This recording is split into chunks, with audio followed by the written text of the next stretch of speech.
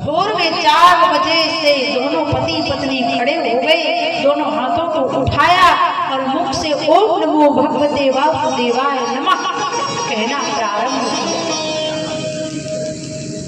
दोनों पति पत्नी के नेत्रों से पूजा करते समय अश्रु निकल रहे, आंसू बह रहे, लेकिन कई हजार वर्ष बीत गए, दोनों पति पत्नी को पूजा करते, लेकिन भगवान का दर्शन नहीं हुआ। महाराज मनु ने कहा, हे देवी शत्रुपा, तुम तो इतनी बड़ी भक्ति करती हो और मैं भी भक्ति कर ही रहा हूँ, लेकिन भगवान का दर्शन क्यों नहीं हो रहा? गलती कहाँ हो रही है? हमारे शरीर के द्वारा कहीं कोई कुकर्म, कोई पाप तो नहीं हो रहा? हमारी इस वाणी से किसी को कष्ट तो नहीं हो रहा? किसी की आत्मा का हनन तो नहीं हो रहा? अब दोनों पति पत्नी ने कहा,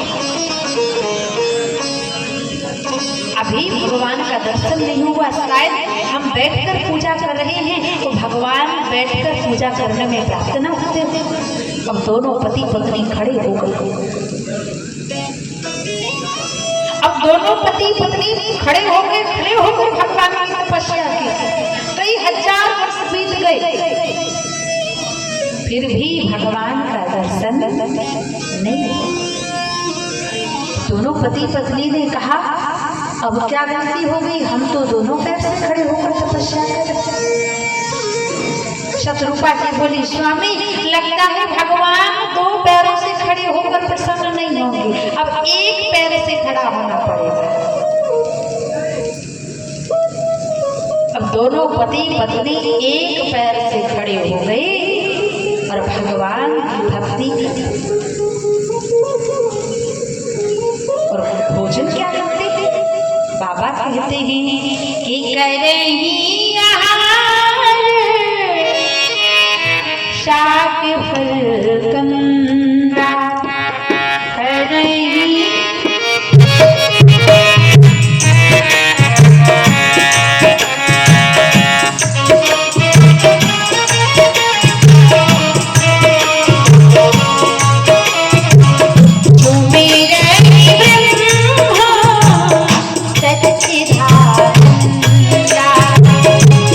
मेरा ही ब्रह्मा सच्चिदानंदा,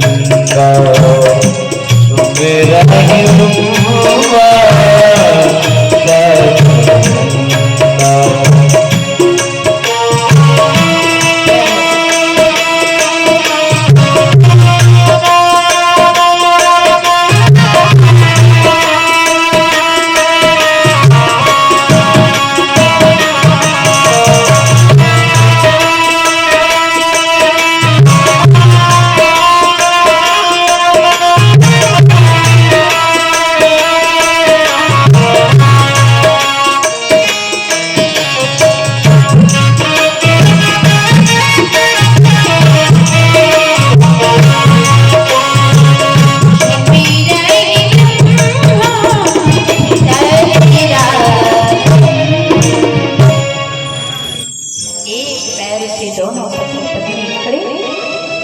दोनों भगवान का चिंतन कर रहे हैं।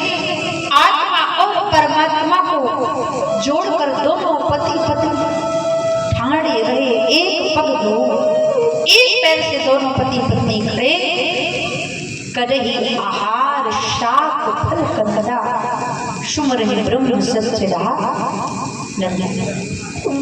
कई हजार वर्ष बीत गए, लेकिन फिर भी भगवान का दर्शन किसी को नहीं, क्योंकि कहते हैं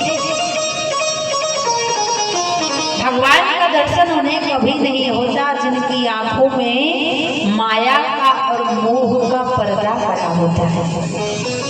भगवान मिलते किसे? बोले, जिनकी आंखों में कोई पर्दा होता नहीं। जैसे एक बार, क्योंकि अगर भगवान को पाना है तो भगवान को पाने के लिए आपको कुछ नियम बनाना होगा। एक जगह तो कथा चल रही थी, हमने कहा 100 जानना चाहते हैं जरा हाथ उठाओ, कितने